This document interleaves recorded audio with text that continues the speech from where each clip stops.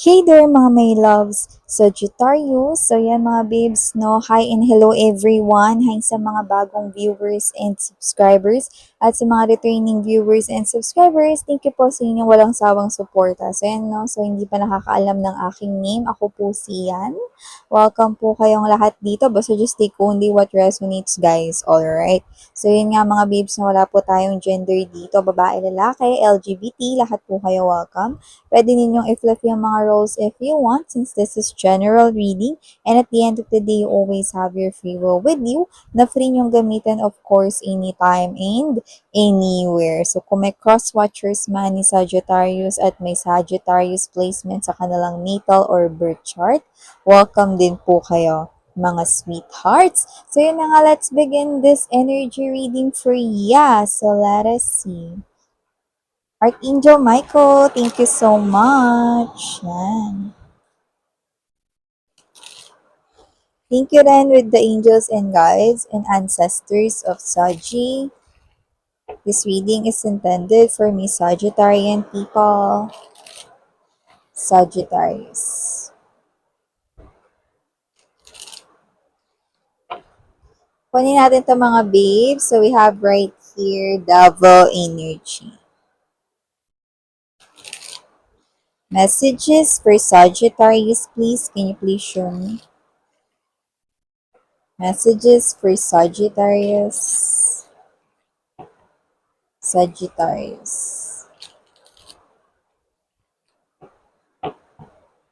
Okay, so let us see.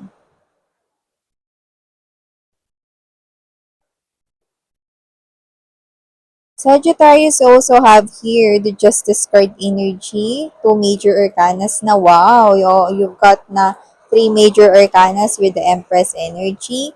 Present din dito ang King of Swords. Magician, wow, you've got four na major arcanas, no? Ibig sabihin, the universe right here is really at work sa inyong situations na nangyayari ngayon, no? And with the presence of Hermit energy, no, look at that, see, you now have five, no, na major arcana. So, bottom of the deck, we have here the Two of Cups, the Star, see, six na. And, we're also, may permission na tingnan nyo sunod, and wow, Nine of Cups energy.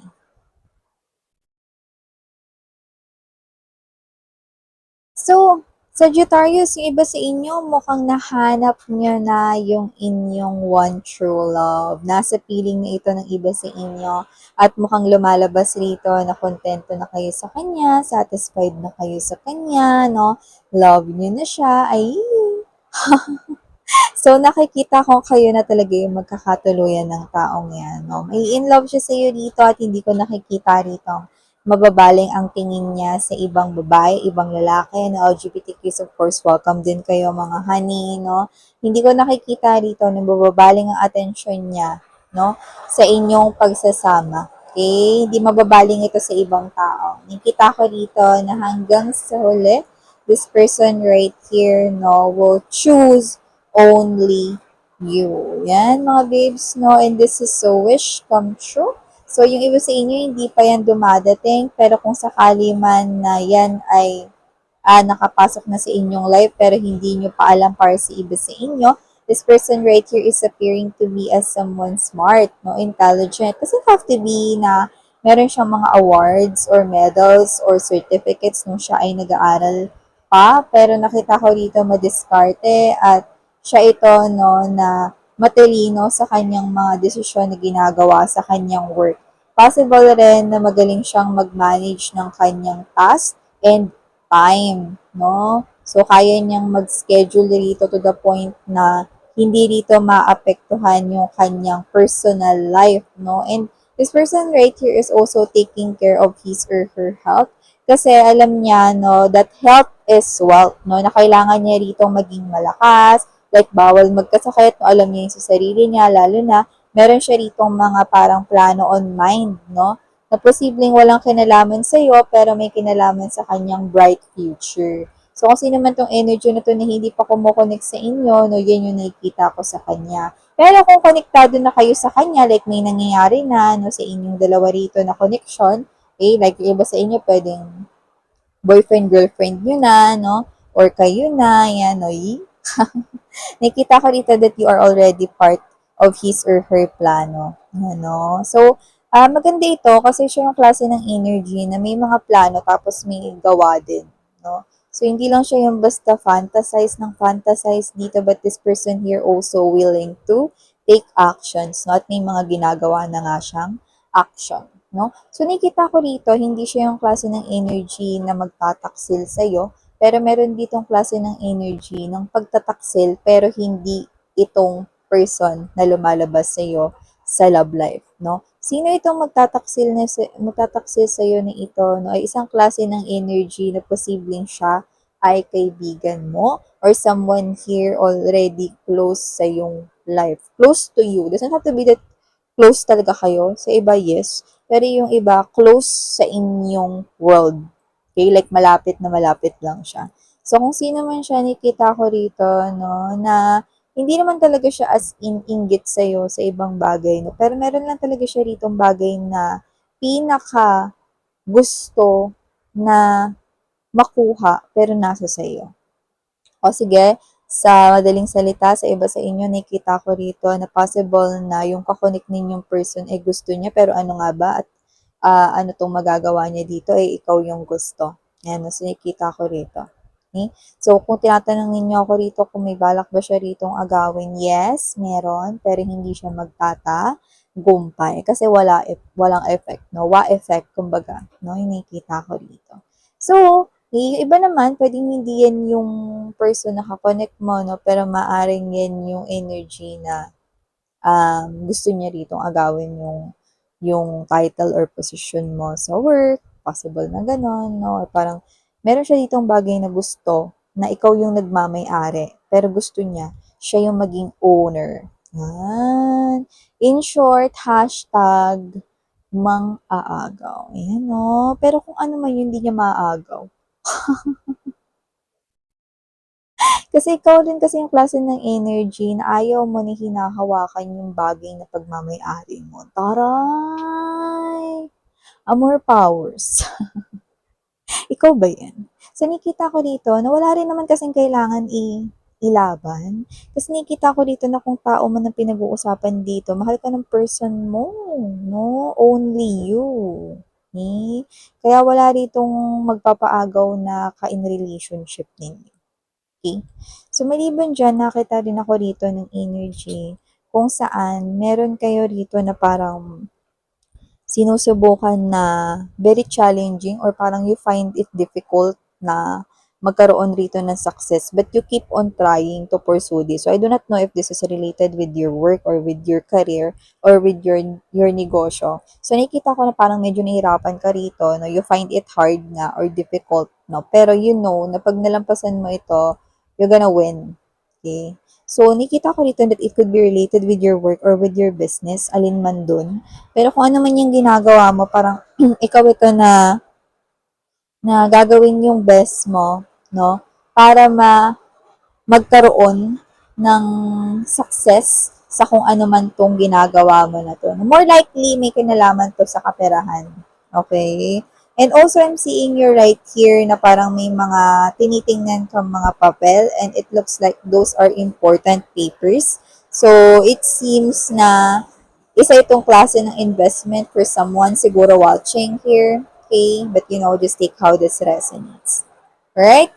So, nakita ko dito yung abundance sa energy mo, sweetheart, with the Empress energy. So, nakita ko dito ng pagbalanse more sa yung life, no? Like, less problems, less pressures, no? Less feeling pressure, or mababawasan dito yung mga dalahin mo. So, meron ka dito mga ibabagsak na mga pwedeng problema mo, may mga mawawala, may mga matatapos na mga problema. Okay?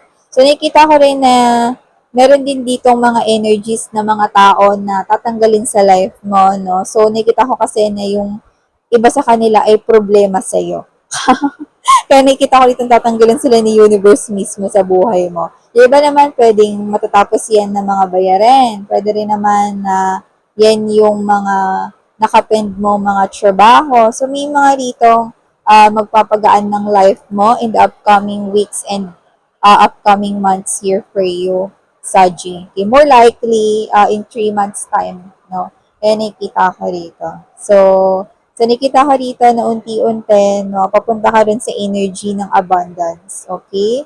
So, nakita ko dito, no, that this is something here also na kung meron ka mang ex-person ngayon, like naka-in relationship mo siya more than 6 years ago, ganun katagal, miss yan. Yes, no? Or parang sabihin natin na ano ba yung, iba-iba naman kasi yung pakahulugan ng matagal para sa inyo eh, no? Pero more likely, I'm picking up no, yung mga ganong klase ng energy. But you know, just take how this resonates. Kung sino yung ex mo 6 years ago, 4 years ago, or yung matagal na tapos na kayo, this person right here will come up to a realization na misjudge ka niya rito. Na parang before kasi, nahusgahan ka niya rito na hindi ka aangat sa iyong life, na hindi ka magiging successful sa iyong life, hindi ka makakapagsimula ng something big for your future, but you've got the Empress energy. Everything will be balanced here for you, and I love that the Justice card is right next to the Empress because it's an indication that the universe is really helping you to step into this type of abundance, prosperity, and very bountiful future. So, nakita ko rito, no, that you will have everything that you want in the future, no. Kagaya nung lagi ko sinasabi, you want it, you got it. Yan, no. So, yung nakikita ko rito for you, Saji. And also, nakikita ko rin dito that your ex is realizing, no, na mali yung decision niya. Yan, no. Yung iba nahihirapan, ito, yung iba naman pwedeng hindi yung ex, pero yung iba nahihirapan rito na connect sa'yo, no. Dahil maaring nag-away kayo before, or nagtalo kayo before, or nausgahan niya kayo before. There's something here na parang bad blood yung nangyari sa inyo. Pero this person here, after niyang mabalitaan na, uy, gumaganda yung buhay mo, umaayos yung buhay mo, nagkakaroon rito ng blockage kasi nahihiya siya sa'yo. Pero this person here keeps on thinking and thinking about you in the upcoming days because you are appearing as someone here as the solution sa kanilang problem. But it looks like this is something here impossible to happen because of the thing that happened sa inyong dalawa before. Whether that is your ex or whether that is someone here na, you know, nagkaroon ng misunderstanding or not misunderstanding, but nagkaroon ng away, argument, no? Yan, no? So, aside from that, nakikita ko rin dito that a lot of Sagittarians, no, is parang kayo to na you're gonna watch your health. Yan, no? You're gonna watch your health. Pwedeng mabawasan ninyo yung kuha ng rice sa kaldero, no? Kasi you're gonna maintain yung tamang level for the sugar. Yan, no? Or this is you na hindi ka masyadong kakain na ng mga mamantikang foods or mga fatty foods, no? So, I'm seeing someone here trying to live in a healthy lifestyle. Okay? Because you're trying to take care of your health. So, nakikita ko yan. Siguro others, going to gym, trying out, no? Or pwedeng others naman could be, starting na sa home lang, no? Pero manonood ng YouTube, sasabayan yung Zumba doon, no? Or aerobics, whatever, no? O yung iba, no? Shala-shala, baka bumili ng treadmill. Sa bahay na lang gagamitin, no? So, ganun yung mga klase ng energy. Iba parang lang, no? Buhat-buhat, no? Mabibigat, no? Dumbbell, pwedeng bumili or pwedeng may mga bigat na bagay, galon, kind of thing, ganyan. Working out, and yung iba parang yung body clock nila inaayos nila, so they're fixing it, no? Yung right sleep, parang pipilitin nila yung sarili nila makatulog ng, let's say, 11 sila matutulog, pero ang usual nilang tulog is 2 a.m., 3 a.m., diba? So, someone here is really going healthy lifestyle yung ginagawa niya. So, yung iba, trying out na kumain ng mga leafy or vegetables, okay? Kasi alam naman natin na a lot of nutrients no, is nandoon din. At yung iba na hindi nagba-vitamins, no, na-realize nilang hindi sila Avengers. Or hindi sila parte ng Justice League or Marvel, okay? Kaya naman, sila ay magto-try out na mag-vitamins, yan, no, every day. So, yan. So, aside from that, nakita rin ako rito ng energy kung saan meron kayo rito, no, na parang ire-review, and I'm seeing someone here holding a paper. So, it could be somewhat here na parang kailangan yung pirmahan or it's a contract pwedeng related sa work, no? But for some reason, I'm seeing your facial expression, you're excited. So, it could be somewhat good news to you. Like, pirma mo na lang yung kailangan and go na yon, ano man yung bagay na yon. No? So, it looks like pwedeng someone here got hired recently and then you're gonna review the career contract or work contract, no, ng company na binigay sa'yo, no, parang if you need anything, then kausapin mo kami, but if this is already okay with you, no, please sign it up and forward it, no, parang ganon, no. Yung iba naman, puwedeng ito ay may kinalaman sa tinatayo mong negosyo, no? Approval here of something no related with your business permits, ganun-ganon, no? May mga ganong klase ng energy. So, whatever it is, I'm seeing that you're smiling. I'm seeing that you are in a very good mood. Okay? Kaya at the end of the day, I'm seeing na naka-favor sa inyo. Ano man yung bagay na yun. And you just need to sign it, no? And it's all yours. And last but not the least message that I'm picking up, no? For those singles, nakita ko rito na go ahead, wish something about your love life like right now or right after this reading. Wish something about your love life. Okay? And I do see that it will happen. It will happen or there's something here na magna-naturally unfold in your love life, no? And it will manifest, okay? I do pick up, no, between the first and second quarter, no, of 2025, no, 2025, between the first and second quarter. So let's meet at the middle. Okay, doesn't have to be na may makikilala ka kagad niyan, pero ibig sabihin gumagalaw na rito si universe para sa love life mo. Okay. Okay? So, when you wish, you need to connect here with your heart and soul. Okay? You can close your eyes and you can, focus on that intention. No? Pwedeng right after you watch this reading. Alright, so wow, that's very good because the star in the Nine of Cups, yun ang kanyang promise, no? So yeah, yung mga mensahe nakuha natin here for you. Saji, maraming salamat sa oras mo and muli ako si Yan, Sarang Heyo, Love and Light. 안녕.